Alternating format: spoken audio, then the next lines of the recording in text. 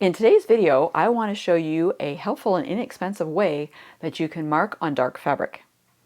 Hi, I'm Kim Jamieson Hurst of Chatterbox Quilts, and if you like to use dark fabrics for some of your projects, or maybe you're ruler quilting on them, whatever, you may have already found out that it is difficult to find a marking pen or pencil that you can see on dark fabric. Now, the other thing I'm always concerned about when I'm using marking pens or pencils is, how do I get it off?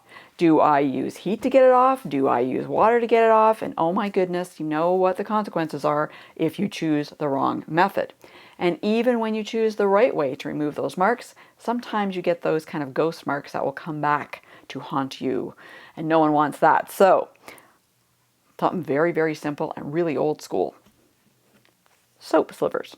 All right, we all have these little pieces of soap that come into our lives at the end of their life. Okay, so these are really great for marking on dark colored fabric. So for example, if I was wanting to mark reference lines for ruler quilting, that's a perfect example. So here's one of my samples that I use actually. And when I want to mark it, I can do that with the soap sliver just along my ruler.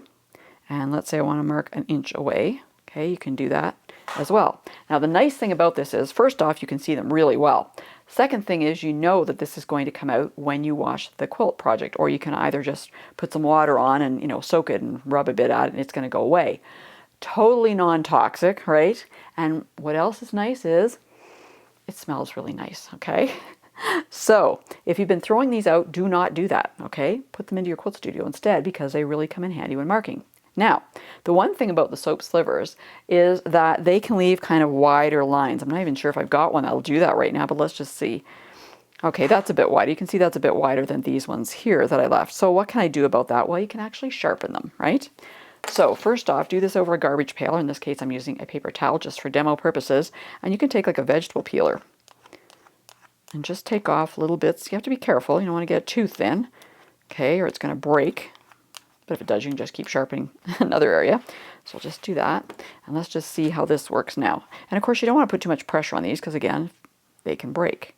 So you can see that that's a lot thinner than it started off as. So that works really well.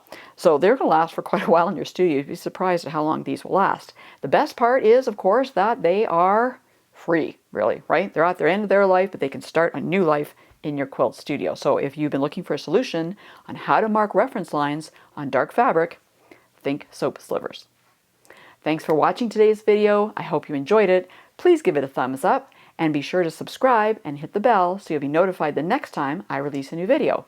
And before you go, check out these other helpful quilting videos that I've got just for you. For more helpful quilting information, please go to www.chatterboxquilts.com.